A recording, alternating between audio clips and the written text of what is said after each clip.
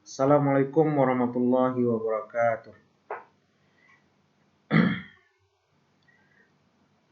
Para pembelajar yang budiman, dimanapun Anda berada, semoga sehat selalu dan dalam kondisi fit. Saya menjumpai Anda untuk melanjutkan pembelajaran kita. Topik yang akan kita bahas pada kesempatan kali ini adalah tentang persediaan. Sebelum saya masuk ke topik tentang persediaan, saya ingin mengkritik dulu istilah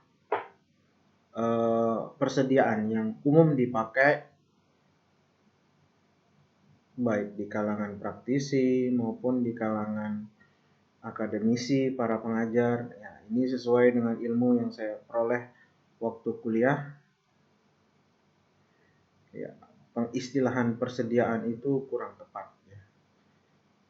Kalau saya pengistilahannya ya, merujuk kepada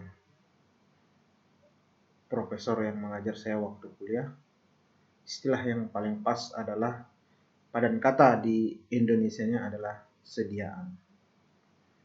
Berangkat dari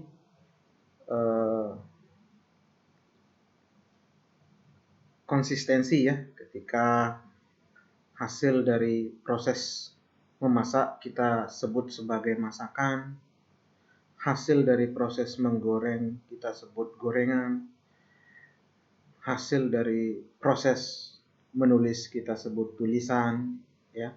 Maka kalau kita mau konsisten, hasil dari proses menyediakan tentu harus kita sebut sebagai sediaan, bukan persediaan. Baiklah, di akuntansi topik tentang sediaan ini biasanya ya dibahas setelah piutang ya, karena kalau kita lihat di susunan di neraca ya, inventory atau sediaan yang saya sebut tadi itu posisinya di bawah bank, setelah itu atau cash on hand ya, di bawahnya ada account receivable atau piutang, kemudian di bawahnya ada inventory atau sediaan. Nah, pertanyaan yang paling dasar biasanya ketika kita belajar tentang sediaan adalah, pertama, apa sih yang dimaksud dengan sediaan? Kalau merujuk di bukunya Wigen ya, yang dimaksud dengan sediaan itu adalah inventory, asset item that a company holds for sales in the ordinary course of business. Jadi yang dimaksud dengan inventory atau sediaan itu adalah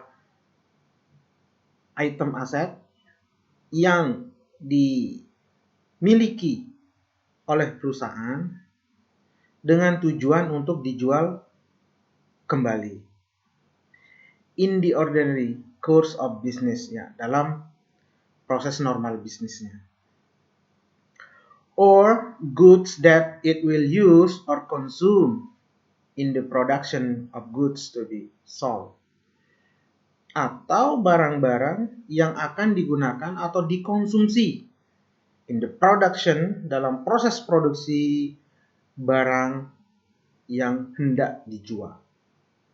Nah, ada beberapa critical point yang kita perlu garis bawahi di sini adalah, untuk terkategori sebagai sebuah sediaan itu pertama dimiliki untuk tujuan dijual kembali atau dikonsumsi dalam proses produksi barang yang hendak dijual.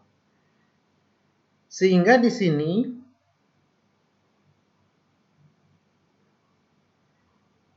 tidak akan dicatat sebagai sediaan kalau barang tersebut tidak untuk dijual kembali. Misalkan hanya untuk digunakan dalam mendukung usaha. Apa yang menjadi pisah batasnya adalah ordinary course of business. Normal bisnisnya apa? Ini sangat menentukan. Misal, ketika kita menentukan apakah sebuah kendaraan itu adalah sediaan atau bukan, ya tergantung dia itu core bisnisnya di mana. Apa core bisnisnya? Kalau dia itu dealer atau showroom yang menjual kendaraan, maka kendaraan itu bukan aset tapi adalah sediaan karena bertujuan untuk dijual kembali. Tapi yang dipakai untuk operasional itu adalah aset tetap. Nah itu. Ya.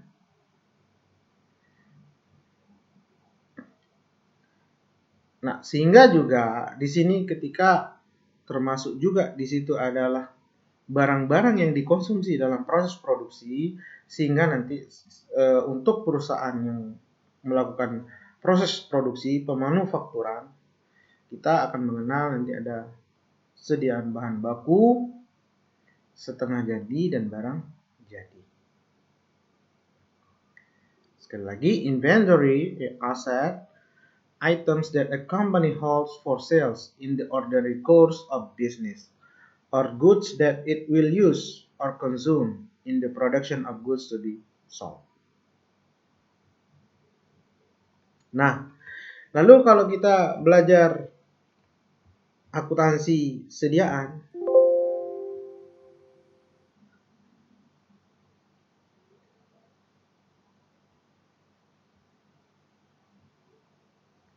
apa sih yang sering menjadi pertanyaan yang hendak dijawab ketika belajar tentang sediaan?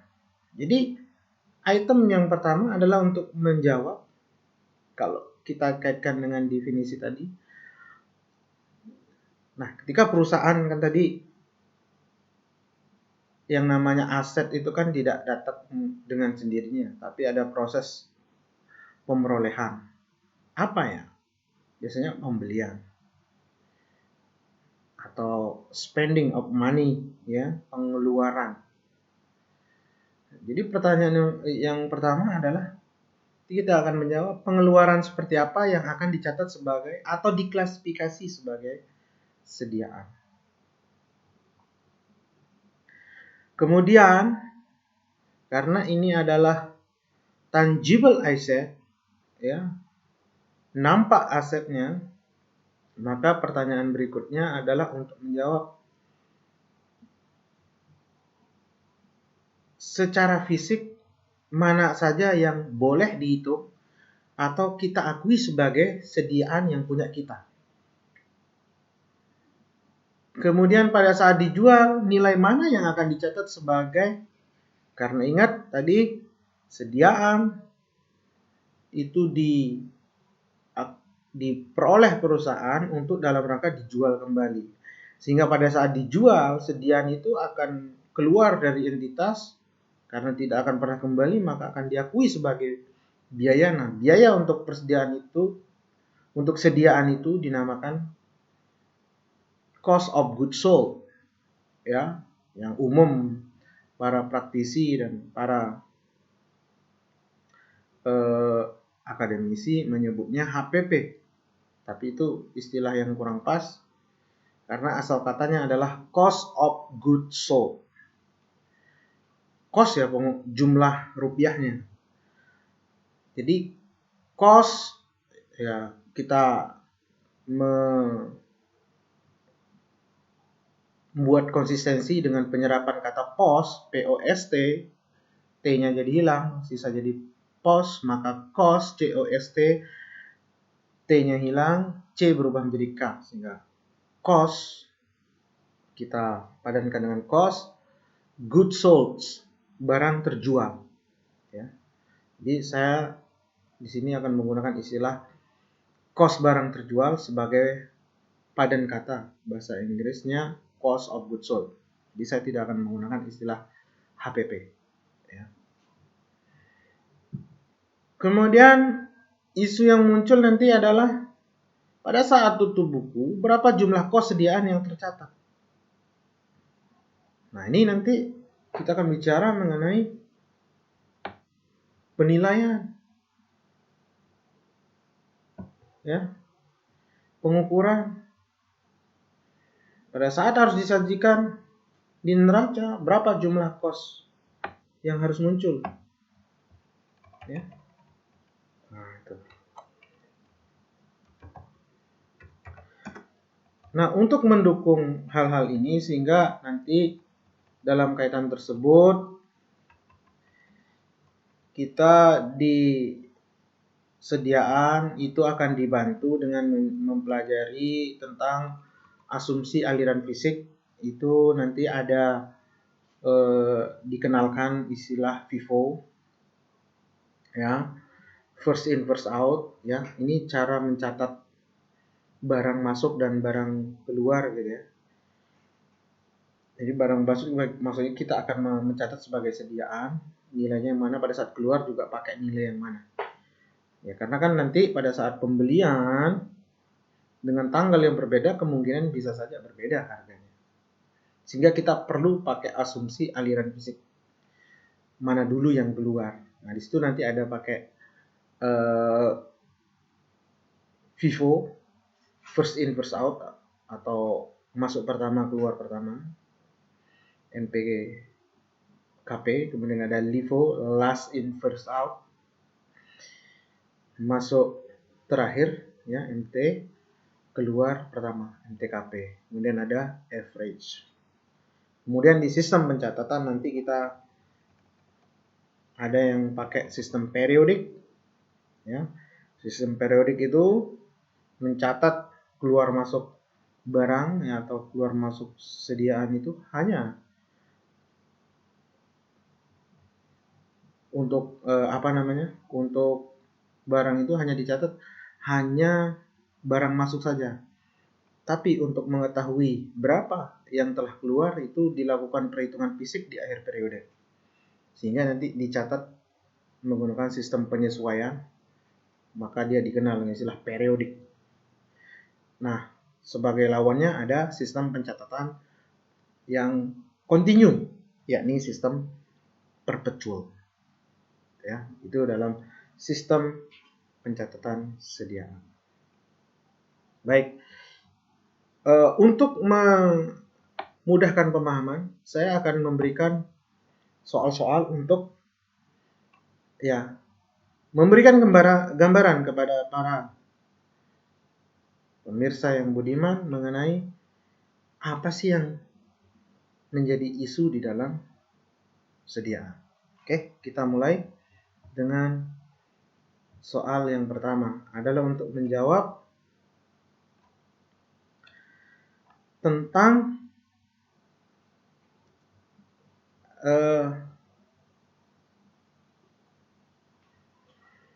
kos-kos yang sudah dikorbankan yang itu akan dicatat sebagai sediaan, atau biasanya ini topik mengenai kos tersediakan, ya. Jadi inventoriable cost atau jumlah rupiah yang telah dikorbankan yang bisa atau sudah bisa diakui sebagai sediaan. Nih, dikasih ilustrasi mengenai Herdian Saputra, seorang spesialis pengontrol sediaan. Jadi ini adalah kisahnya, ada seorang controller, jadi yang ditugasi di perusahaan untuk mengontrol sediaan, sedang tertarik untuk lebih memahami akuntansi untuk sediaan.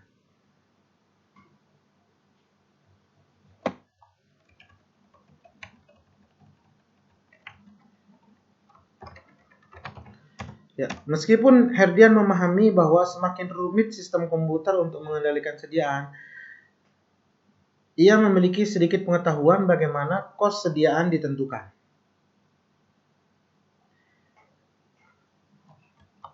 Ya, tempat dia bekerja itu adalah PT Kurkuma. Jadi ketika dia mempelajari catatan PT Kurkuma yang menjual sediaan, artinya dia punya barang sendiri dan ada juga barang konsinyasi. Ya, semisal dia itu bertanya kepada Anda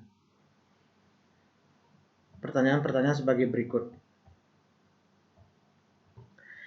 PT Kurkuma itu ada beli barang. Ya, ada beli barang, tapi barang tersebut belum diterima. Ya, belinya itu di mana? Di pabrik manufacturingnya. Belum diterima. Nah, perjanjian antara PT Kurkuma dengan pabrik itu adalah barang itu dianggap diserah terimakan itu apabila sudah di loading ke pengangkut yang ditunjuk. Atau ini kemudian diakomodasi dengan FOB shipping point. Nah, jadi free on board shipping point. Jadi dianggap perpindahan itu terjadi pada saat dia masuk carrier-nya si siapa? Si penjual. Ya, siapa penjualnya di sini? Manufacturing. PT Kurkuma adalah pembelinya. Jadi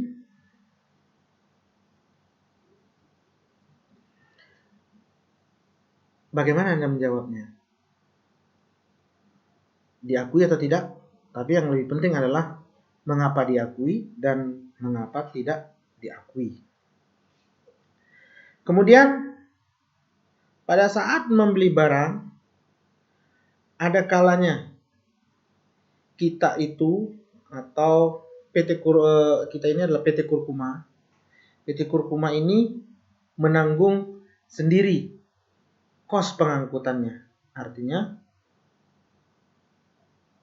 biaya angkutnya atau freight in. Jadi kenapa disebut freight in? Karena kita biaya angkut tersebut adalah biaya yang dikeluarkan untuk mengangkut ke dalam gudang, sehingga nanti namanya freight in. Jadi selain kita membayar harga barang itu sendiri, kita juga menanggung atau membayar biaya angkutnya. Nah, apakah biaya angkutnya itu dicatat sebagai bagian dari kos atau jumlah rupiah yang berbentuk nilai sediaan,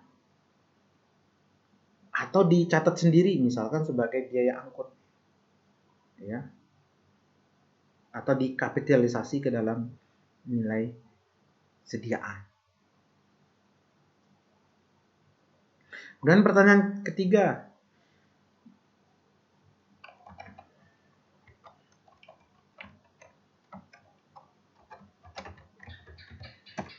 jika Kurkuma membeli barang dengan terma 2/10, ya, 2/10 itu artinya PT Kurkuma akan memperoleh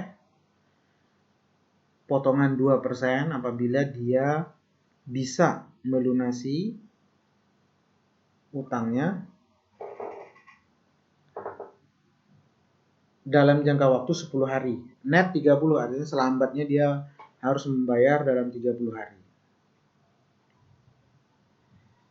Nah, karena ada terma seperti ini kan ada kemungkinan dia dapat potongan dan ada kemungkinan dia tidak mendapat potongan. Tergantung nanti kebijakan dari Kurkuma itu, dia membayar dalam masa diskon atau masa potongan atau tidak.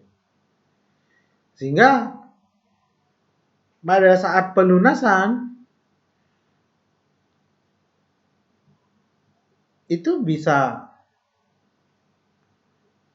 tanpa diskon atau dengan diskon. Nah, pada saat awal karena kita sudah bertransaksi, ya kan harus dicatat nih. Sudah terjadi pemindahan barang, harus kita catat. Cuma kita mencatatnya setelah diskon atau yang disebut dengan metode net atau sebelum diskon, atau yang dikenal dengan metode gross. Mengapa? Kemudian yang ketiga, dia juga bertanya kepada Anda, apa yang dimaksud dengan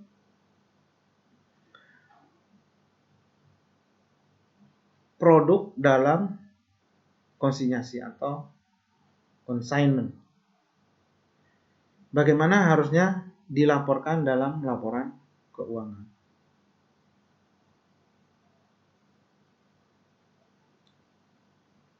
Ya, itu pertanyaan dia. Nah, coba kita jawab. Yang pertama adalah kita harus tahu dulu kalau di baca buku textbook ini, pertanyaan-pertanyaan ini di mana sih dibahas, gitu ya. Nah, ada, kalau Anda baca buku itu, buku akuntansi keuangan menengah atau intermediate, maka kalian akan mendapatkan chapter tentang goods in transit atau barang dalam perjalanan. Jadi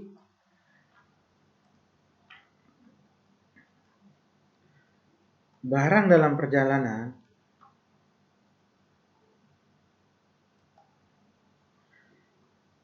itu nanti kita lihat perjanjian mereka. Apakah perjanjiannya dengan FOB shipping point atau dengan destination. Kalau dia pakai perjanjian shipping point, berarti perpindahan barang itu, transfer of entitlement, itu terjadi ketika penjual ya atau pabrikan ataupun supplier itu menaikkan barang tersebut ke pengangkut yang telah disepakati. Di mana ya yang ditunjuk oleh penjual. Ya, itu namanya FOB shipping point. Nah, kalau nanti kan kalau kita belajar tentang pengiriman itu kan, nanti titik perpindahan itu bisa di gudang, ya kan, barang itu kan dinaikkan ke truk atau kontainer, ya, kemudian nanti dibawa ke pelabuhan, di pelabuhan, nah nanti diletakkan di itu nanti detailnya belajar di kepabeanan ya. Nanti ada yang ditaruh di kapal ya, alongside the ship, ada di atas kapalnya, free on board gitu ya. Nah, itu nanti detailnya belajar di situ. Tapi kalau kita untuk tujuan akuntansi ya sesuai dengan yang ditunjuk oleh si penjual ya, perangko gudang penjual. Nah, sekali lagi kalau syaratnya itu adalah FOB shipping point, maka kalau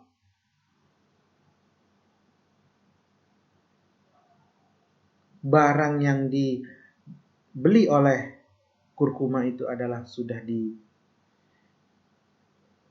pengangkutan, artinya sudah diangkut dari gudang mereka, ya siapa? Si Kurkuma sudah harus mencatatnya kalau itu memang sudah ada di dalam dinaikkan ke perangko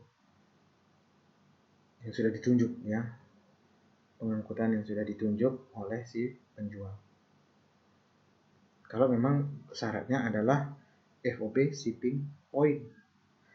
Nah, kalau syaratnya yang satu lagi yakni destination, misalnya kita mensyaratkan, Kurkuma mensyaratkan pokoknya sudah saya terima di gudang saya atau sudah keluar dari pelabuhan. Setelah diangkut keluar dari pelabuhan itu kita yang menentukan. Artinya destination, Kurkuma yang bukan supplier. Maka barang tersebut belum kita catat, ya, belum kita akui. Karena apa?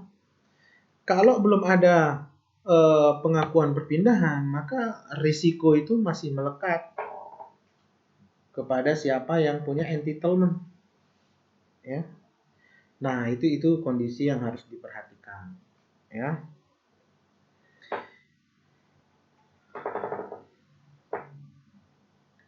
Oke, jadi kesimpulannya apa ya? Tergantung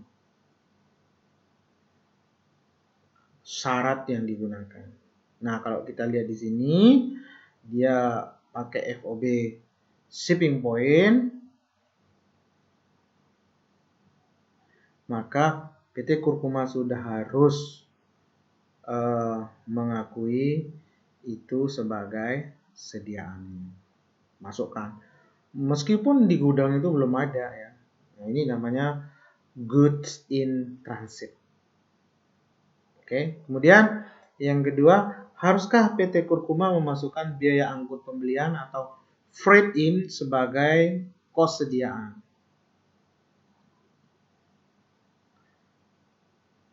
Ya.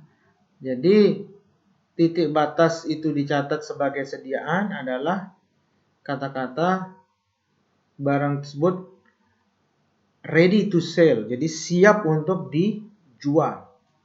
Sehingga segala biaya yang timbul yang kita keluarkan untuk mendapatkan sediaan tersebut sampai sediaan tersebut siap untuk kita jual, termasuk itu adalah biaya angkut kalau kita memang menanggungnya, yaitu adalah kos pembentuk sediaan. Jadi harus dikapitalisasi atau ditambahkan sebagai kos-kos pembentuk ya, atau jumlah rupiah pembentuk sediaan. Ya. Oke. Nah, kemudian pertanyaan ketiga, jika membeli barang dengan terma 2/10, net 30, haruskah pembeliannya dicatat gross atau net? Nah, ini ada perdebatan secara teori ya. Namun pada intinya, secara teoritis, metode bersih artinya metode pencatatan setelah dipotong diskon itu lebih appropriate atau lebih cocok, karena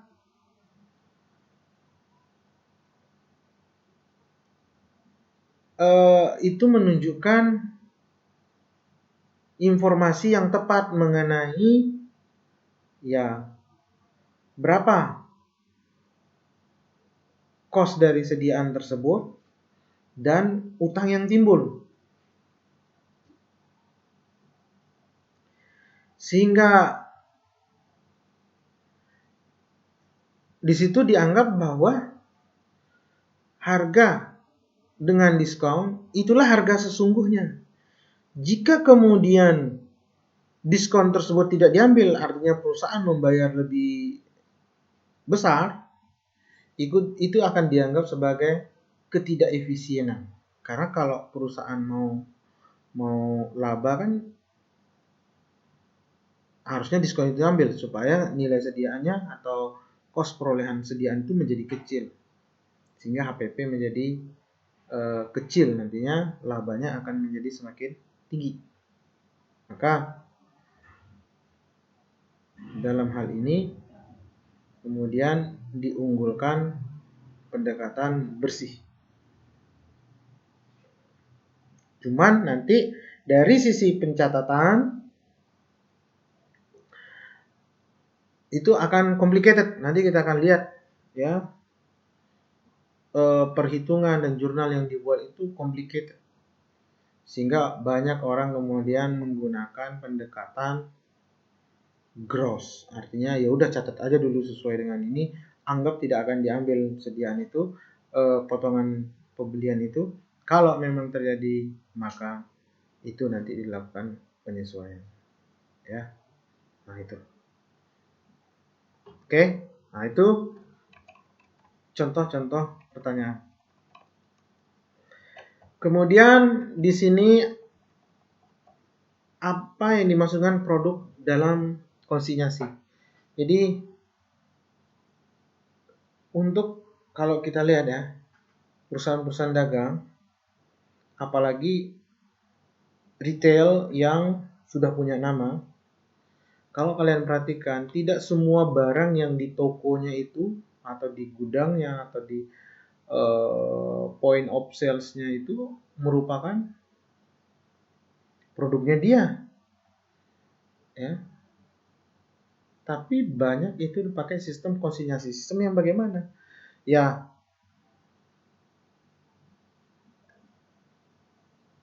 ini adalah secara menjual sebenarnya ya, dari pabrik itu misalkan atau dari supplier itu menitip barang. Jadi ya barang titipan. Saya taruh ya. Nah, nanti kalau sudah terjual, nanti ada hitung-hitungannya. Kalau tidak terjual ya dibalikin barangnya. Konsinyasi. Ya ini menguntungkan dari dua pihak ya. Dari sisi kita mendapatkan perolehan keuntungan, space yang ada bisa terisi ya. Itu menguntungkan. Dan kita tidak punya risiko kalau tidak terjual itu menjadi biaya di kita, enggak. Nah, itu dititip. Sementara yang punya barang itu punya benefit, jadi dia nggak perlu bikin toko-toko sendiri gitu ya, cukup titip barangnya ya. Tentu ada cost yang dikeluarkan, tapi dengan jaringan yang sudah dimiliki ya itu keuntungan, karena dia biaya iklan minimal itu menguntungkan buat dia ya. Meskipun sekarang sistemnya udah sangat detail ya, banyak cas-cas yang timbul, tapi pada intinya bahwa kalau pun barang tersebut ada di tempatnya PT Kurkuma, kalau barang tersebut merupakan produk yang dititip dengan sebuah perjanjian konsinyasi, maka tidak boleh mengakui sebagai sediaan kita. Ya. Nah, nanti ada mungkin beberapa perusahaan yang diungkap gitu ya. Tapi pada intinya kita atau melakukan disclosure ya, tapi pada intinya itu bukan sediaan yang kita miliki. Nah, nanti ada juga perdebatan mengenai special sales agreement. Ada tidak pakai konsinyasi, dia pakai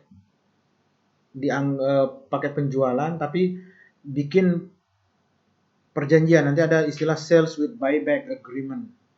Jadi ada penjualan tapi dengan perjanjian nanti itu akan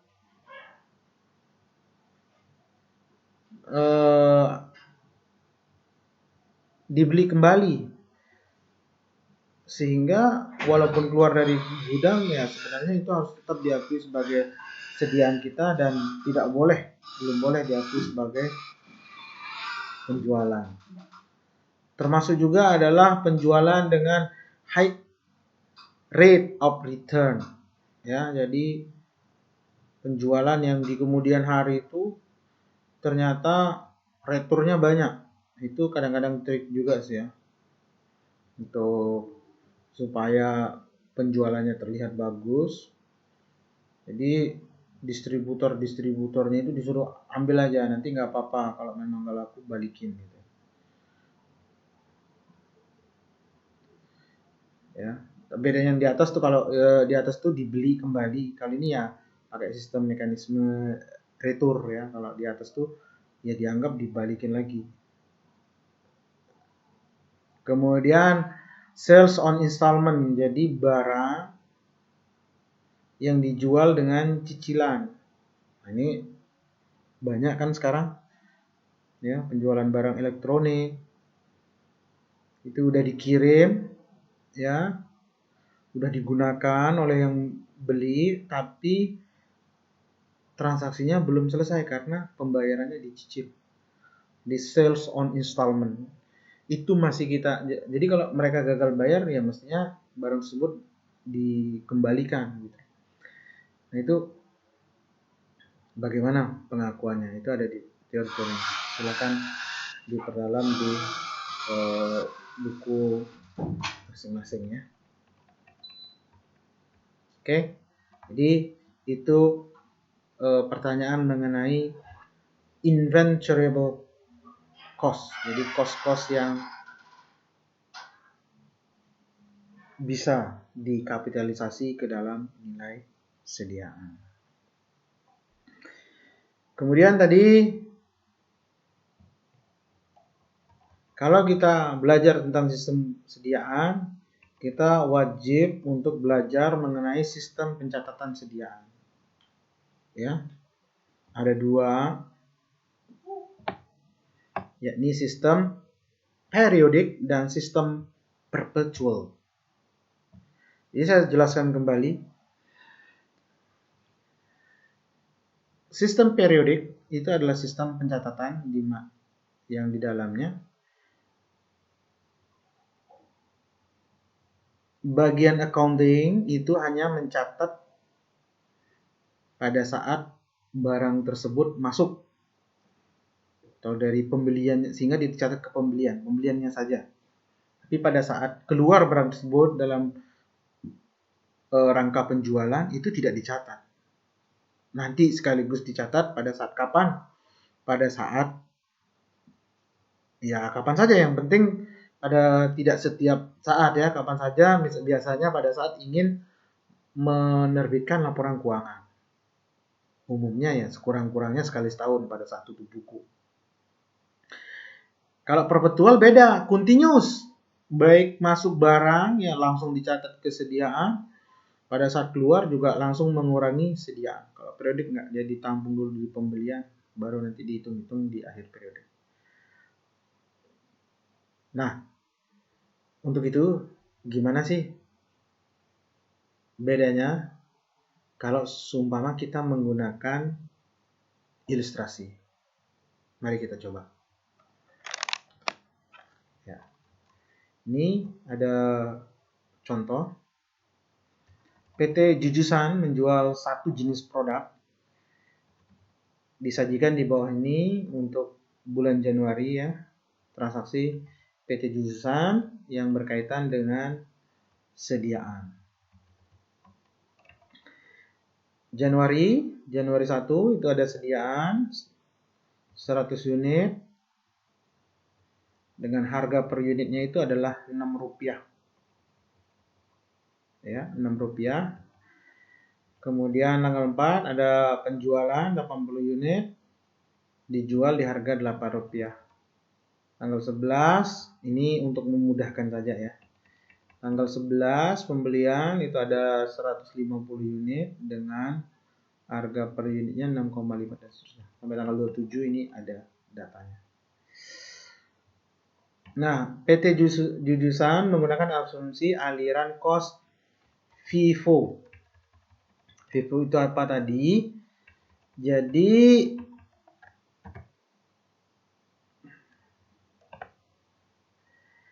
first in first out atau masuk pertama, MPKP biasanya disebut MPKP ya. Masuk pertama, keluar pertama. Ya.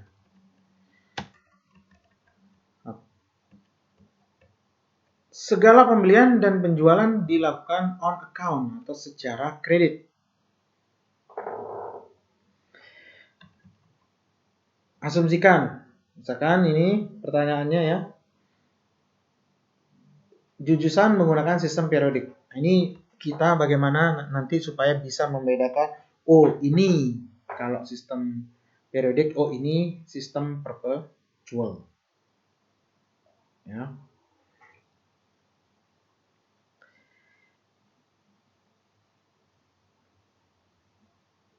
Siapkan semua ayat jurnal yang diperlukan, termasuk jurnal penutup akhir bulan untuk mencatat kos barang terjual.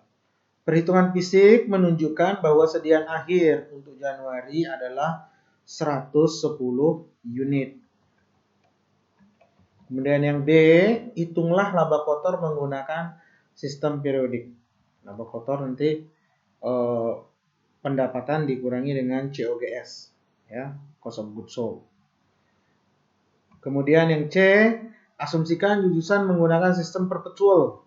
Nah, kalau pakai perpetual nanti gimana? Nanti kita bandingkan dengan waktu kalau dia menggunakan periodik. Siapkan semua jurnal yang diperlukan. Nah, ini nanti juga sama pencatatannya berbeda enggak? Ya. Kemudian hitunglah laba kotor menggunakan sistem perpetual. di laba kotornya kita bandingkan nanti antara periodik dengan perpetual. Ya. Ininya sama, aliran costnya sama, FIFO, aliran basicnya sama ya, FIFO. Oke, kita coba ya. FIFO, first in first out, masuk pertama, keluar pertama. Tapi sekali lagi,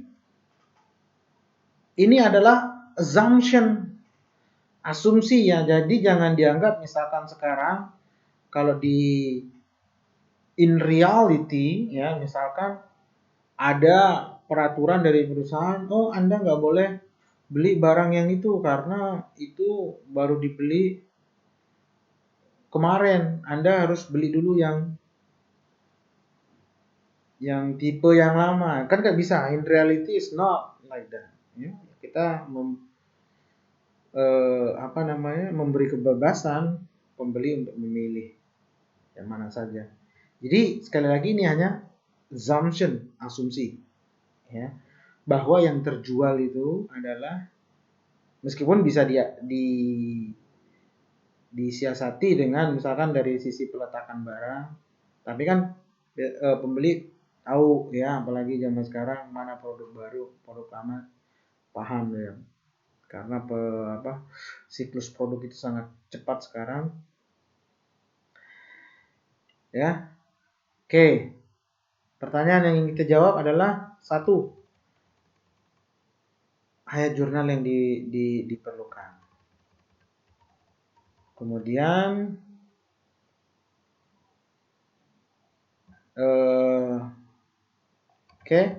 caranya bagaimana ya? Caranya tadi kalau saya sampaikan bahwa yang namanya FIFO periodik itu kita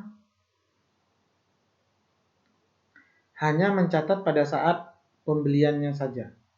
Jadi barang masuk baru kita catat. Oke.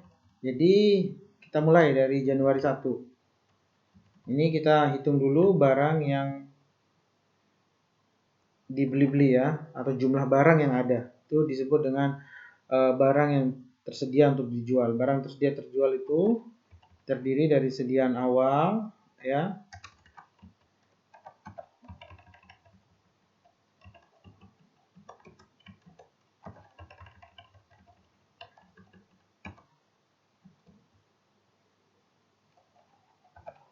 unitnya 100 ya, per unitnya 6 rupiah.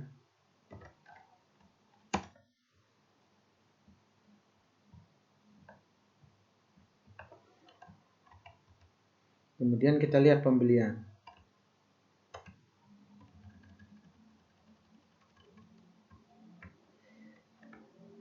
Tanggal berapa? Tanggal 11.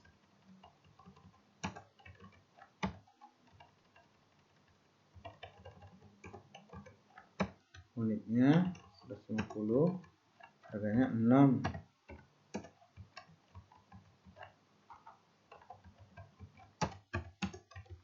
Kita kalikan.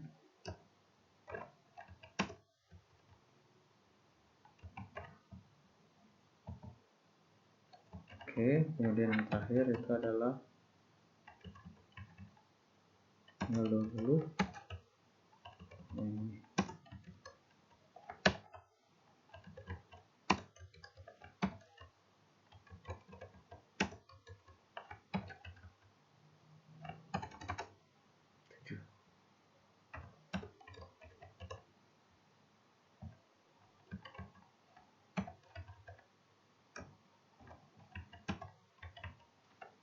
Jadi ini unit yang tersedia untuk dijual.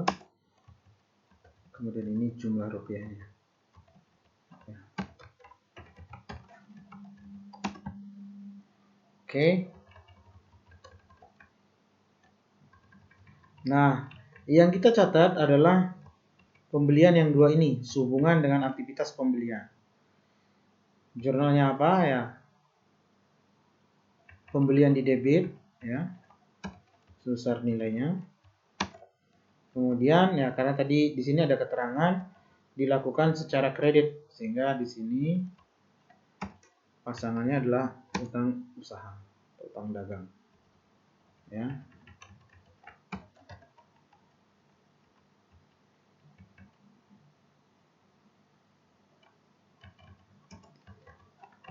Jadi yang kita catat hanya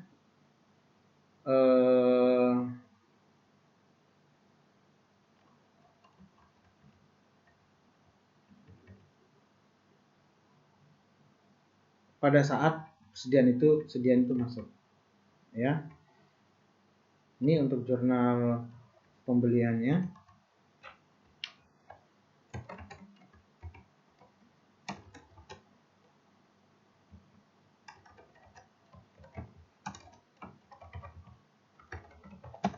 Nah,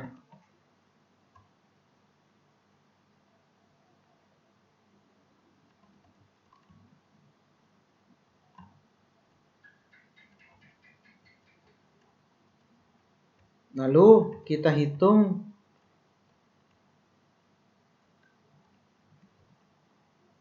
berapa. Jadi kan nanti ada aktivitas penjualannya. Oke, misal kita catat dulu aktivitas penjualannya. Ya, saya catat di sini saja. Karena nanti ada kaitannya dengan yang B.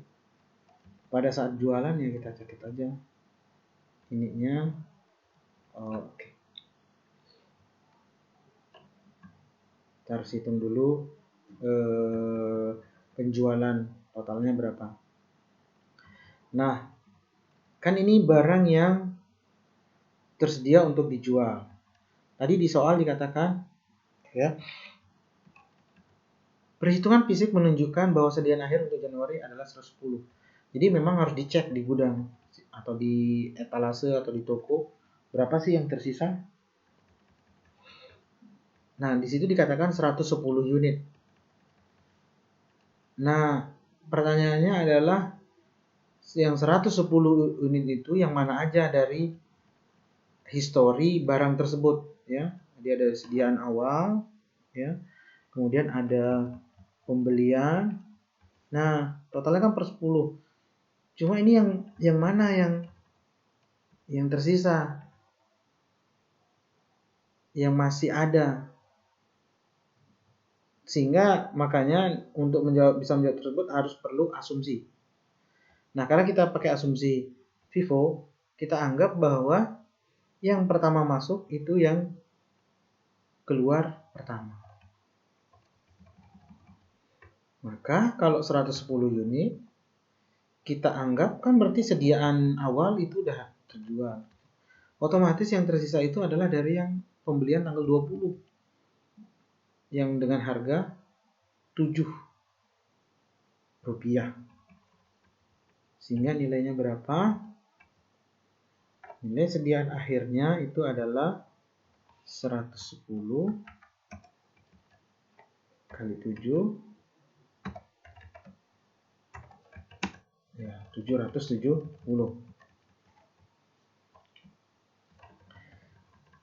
Ya.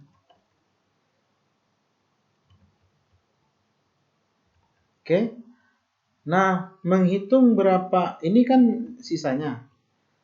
Nah, bagaimana cara menghitung kemudian nilai kos barang terjualnya? Ya, kita cari dulu sediaan awal. Rumusnya adalah sediaan awal, ya, ditambah dengan pembelian, ya, dikurangi dengan sediaan akhir.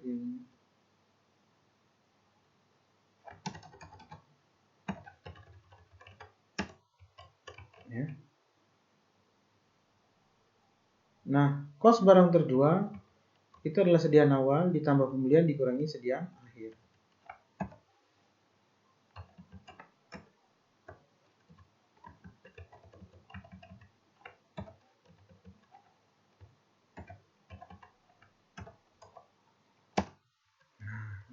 Inilah COGS-nya. Nah, pada saat ini dilakukan kapan? Pada saat akhir periode. Nah, di sini ada jurnal. Ada jurnal yang dibuat. Ya, jurnalnya apa? Jadi jurnalnya adalah pertama kita mengakui sediaan yang baru. Berapa? Ini sediaan akhir. Kemudian kita akui COGS-nya. Pembeliannya kita hapus. Jadi pembelian itu adalah akun yang sifatnya temporer. Jadi harus hilang. Gimana caranya ya? Tadi karena dia di debit, untuk menghilangkannya ya kita kredit. Ya. Kemudian saldo awal kita hapus juga. Ya. Harus balance 2965 jumlahnya. 2695. Ya. Jadi ini jurnal yang dicatat kapan? Ini akhir periode. Kalau ini kita catat tanggal 11, ini kita catat tanggal 20. Sesuai dengan tanggal transaksi. Ya, kalau ini penyesuaian untuk mengakui COGS dan sediaan akhir, ya. Nah, ini jurnal yang diperlukan. Ya, tentu saja ada yang diperlukan pada saat penjualan, tapi kita perlu perhitungannya, jadi kita simpan untuk jurnal penjualannya. Karena kan di sini bukan hanya barang masuk, tapi juga barang keluar karena penjualannya. Oke. Nah, kita hitung dulu karena ini kaitannya dengan nanti penghitungan laba. Oke. Penghitungan laba. Kita hitung dulu penjualan. Tanggal berapa dulu? Kita mulai dari yang tanggal, ya, penjualan ada 3 kali, tanggal 4. Itu unit yang dijual adalah 80, harganya 8.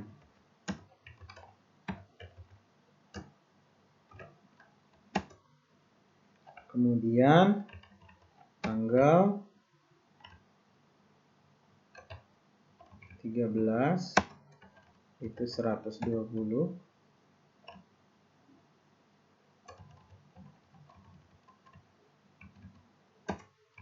8,75.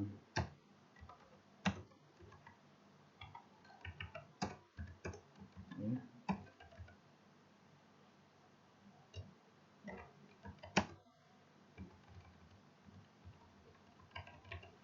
Kemudian yang terakhir tanggal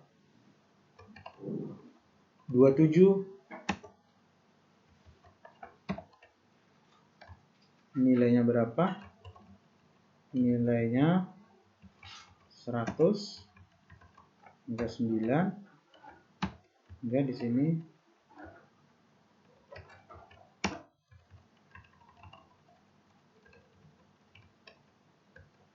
ini Januari, supaya enggak ini kita buatin deh tanggalnya.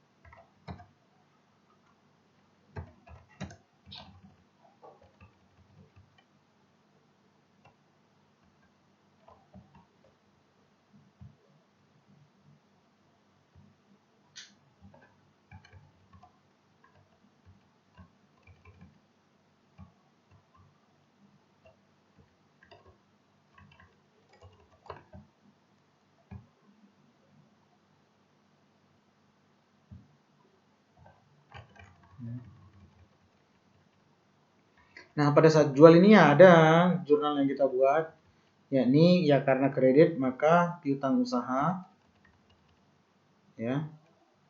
Kemudian penjualan sama,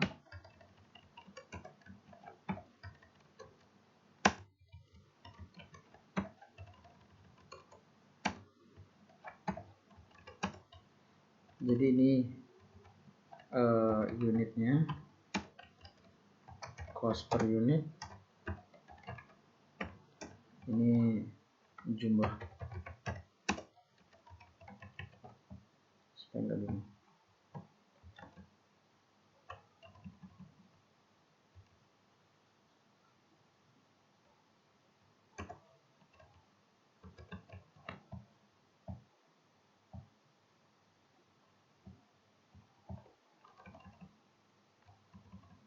Oke.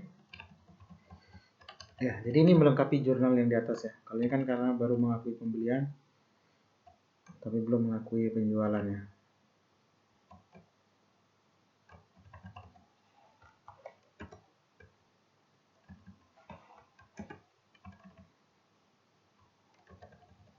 Nah, selanjutnya kita menghitung gross profit margin atau laba kotor. Jadi gross profit margin atau GPM itu adalah penjualan dikurangi dengan COGS. Caranya bagaimana ya? Kita hitung dulu total penjualannya berapa, kita jumlahkan. Kemudian COGS-nya kan udah kita hitung di atas. Yang ini. Sehingga gross profit margin-nya itu adalah penjualan dikurangi dengan COGS. Ya. Ini GPM-nya. Ini biasanya dipresentasikan ya. Berapa sih GPM-nya? Ya, dasarnya penjualan. Ini kita lihat adalah 25%. Oke. Itu pakai, jadi yang saya jelaskan di A sama D itu adalah pakai sistem periodik ya, periodik system. Nah, sekarang kita menggunakan sistem perpetual. Jadi beda yang paling mencolok adalah kalau dengan menggunakan sistem perpetual, bahwasanya kita harus membuat yang namanya card stock. Ya, kartu stok yang bisa ya menunjukkan in ya dan out dari barang tersebut, mutasi ya, mutasi barang tersebut. Jadi dan ini harus dibuat per item ya, per item harus dibuat. Makin banyak itemnya maka kartu stoknya makin banyak gitu ya. Oke, bagaimana cara membuatnya? Karena ya itulah mengapa dia disebut perpetual ya. Karena dia masuk dan keluar barang itu ketahuan setiap ada pergerakan. Beda dengan apa tadi? Yang periodik. Jadi hanya dicatat pada saat masuk saja. Hitung-hitungan atas barang yang keluar atau COGS-nya itu pada saat akhir periode ketika dilakukan penghitungan fisik. Oke, perpetual. Pertama kita catat dulu. Jadi untuk kartu stok modelnya itu seperti ini. Ada tanggal, keterangan, ada masuk barang ya yang meliputi informasi mengenai kuantitas, harga per quantity, kemudian jumlah ya. Sama. Keluar juga begitu sama saldo. Balance-nya berapa? Oke, kita mulai. Saldo awal dulu. Kan ada 100 ya unit dengan harga 6. Oke. Kemudian ada penjualan. Nah, kalau penjualan logikanya berarti barang itu masuk atau keluar? Keluar. Maka kita catat di sini. Berapa penjualannya? Tanggal 4 ada 810 ya. Ingat harganya 8 per unit. Maka di sini ya, jadinya 640. Sehingga saldo untuk sediaan itu tidak lagi 100, melainkan 100 dikurangi 80. Ya.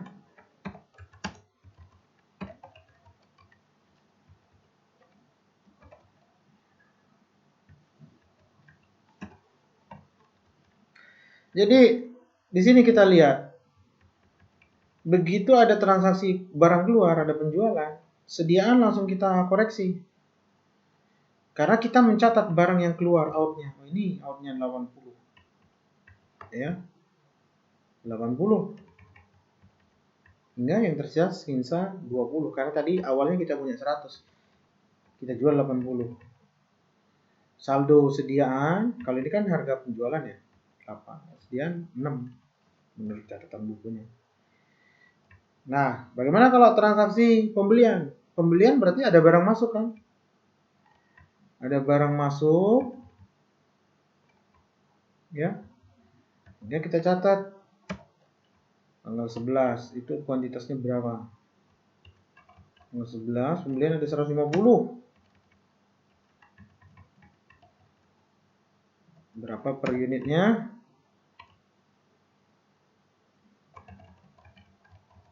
6,5. Ya. Jumlahnya berapa?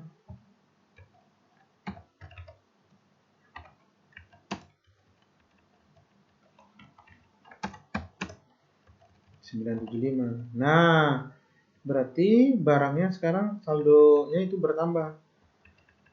Karena ini berbeda harganya, maka kita harus memaintain historisnya. Sehingga yang 20 ini tetap kita pertahankan.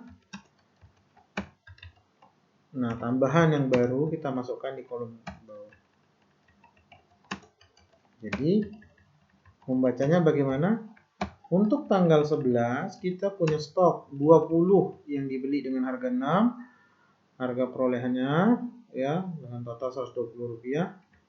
Kemudian ada stok kita yang kita beli dari tanggal 11 itu per unitnya 6,5 rupiah sehingga totalnya 975.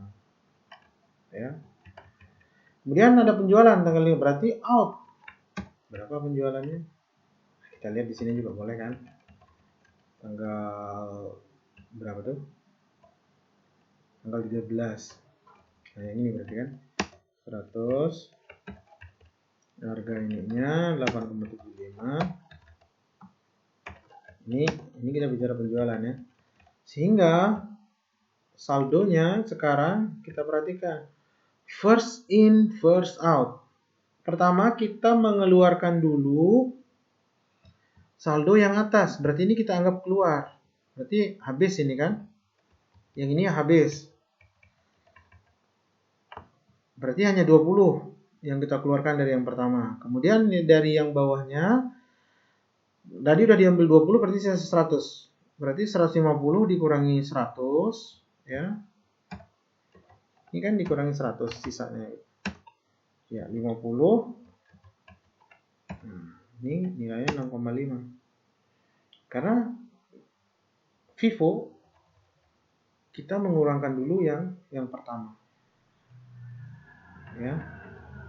Di 50 kali 6,5 325. Kemudian ada pembelian. Tanggal berapa? Ya, tanggal 20.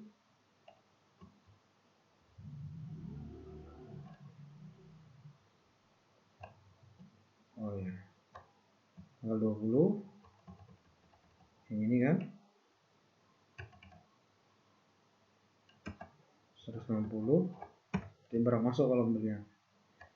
Ini 7. Kita kali aja. Nah, sama kayak tadi. Ini kita bawa dulu catatan awalnya ya. Dan kita sekarang punya tambahan.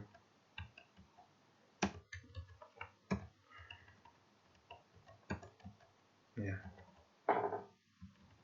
Nah, ada penjualan di tanggal 27. Berarti keluar barangnya berapa? 100.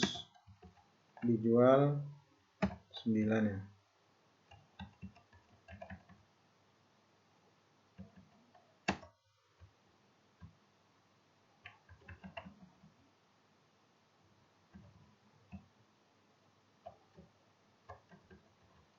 Sehingga di sini 900. Keluar 100 berarti kita keluarkan dari yang ini 50, berarti habis yang ini. Ini kita keluarkan 50 lagi supaya jadi 100. Maka tersisa berapa? 110. Ya. Berarti pakai harga yang ini kan. Nah, inilah stok akhirnya. Nah, pertanyaannya bagaimana jurnal yang diperlukan? Nah, ini di sini bedanya. Terutama sekali pada saat penjualan. Pada saat penjualan, kalau di sistem periodik itu hanya satu yang kita buat. Ya, mengakui adanya aliran ekonomi masuk apa? Penjualan, ya. Debitnya piutang. Nah, kalau di sini enggak, ada dua. Aliran ekonomi masuk yang bersumber dari penjualan, kemudian aliran ekonomi keluar, yakni sediaan yang berkurang. Ya, gimana mencatatnya ya? Kita akui dulu penjualan. Penjualan yang ini kan? Ya, piutang karena ini kebalik ini. Piutang usaha penjualan ya.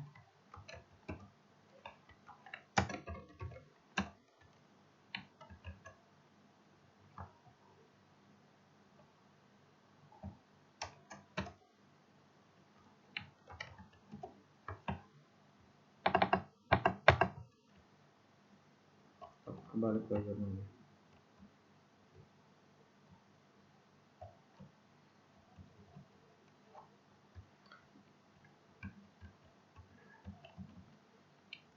Nah, yang kedua kita mengakui adanya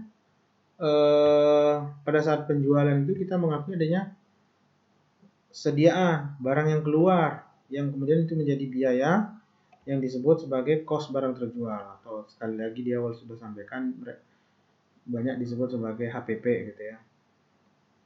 Oke.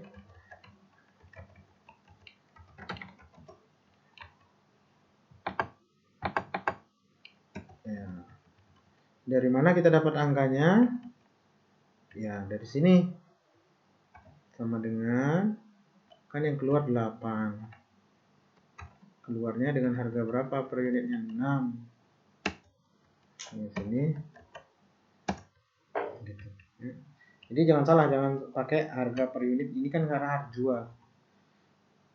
Karena sediaan itu kan historical cost-nya dari cost pembeliannya.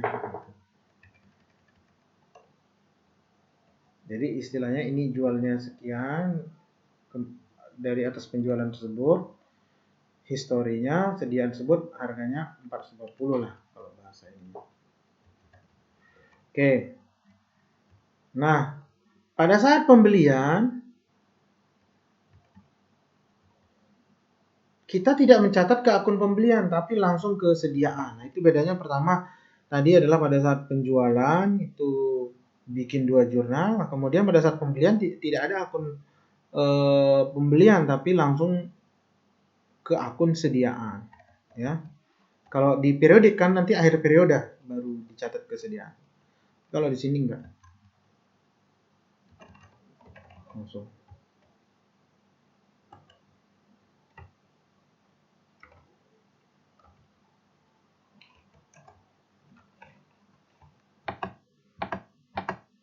Ya, pasangannya utang usaha. Berapa ya? Di sini ada. Salah. Kita ambil ini ya. Ya. Tanggal 13 sama dengan yang ini.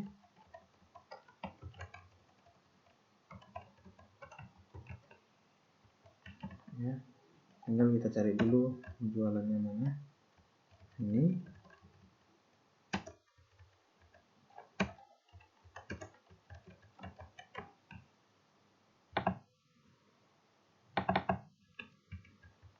COGS-nya. Nah, 120 dikali. Wah, tadi ini dari 2 ya. Berarti kita buat dulu kurungannya.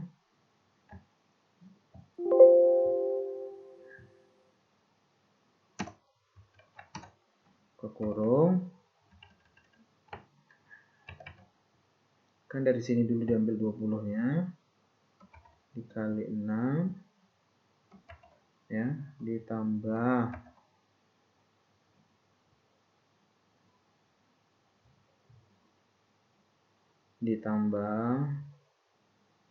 kan dari 20 berarti sekarang kurung 100 ya. Dari 20 ini kurangi 120 dikurangi 20, 100 dikali pakai yang ini kan, pakai yang ini. Nah, 70. Oke. Kemudian tanggal 20. Di situ kan ada pembelian lagi. Nilainya sudah ada, tinggal kita ambil. Ya.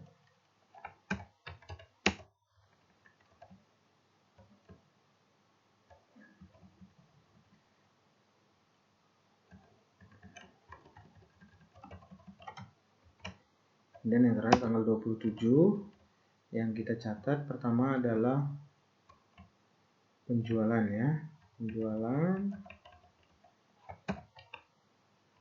berapa? 900.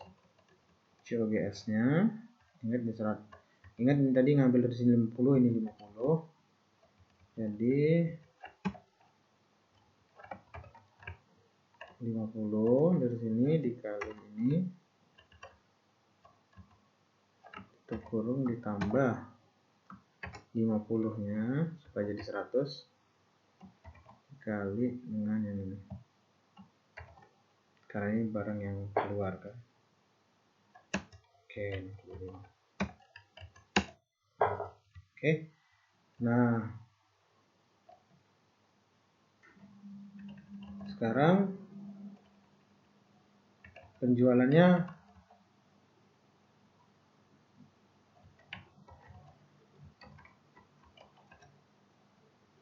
total penjualan ya tinggal kita jumlah aja.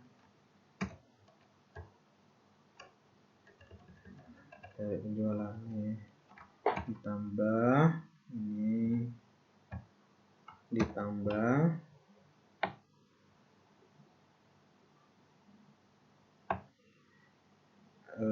ini ya, habis kan 3 kali jual kan.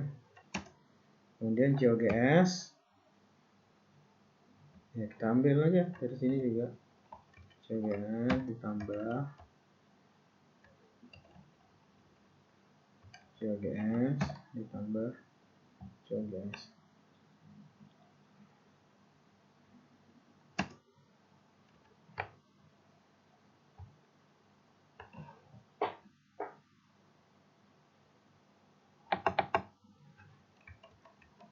Sehingga berapa? 665 gross profitnya. Ya, ketemu. Oke, kita perhatikan. Kalau menggunakan FIFO, ya, first in first out, kita perhatikan akan menghasilkan COGS yang sama, ya. Jadi tidak ada perbedaan. Ya. Ending inventory yang sama juga.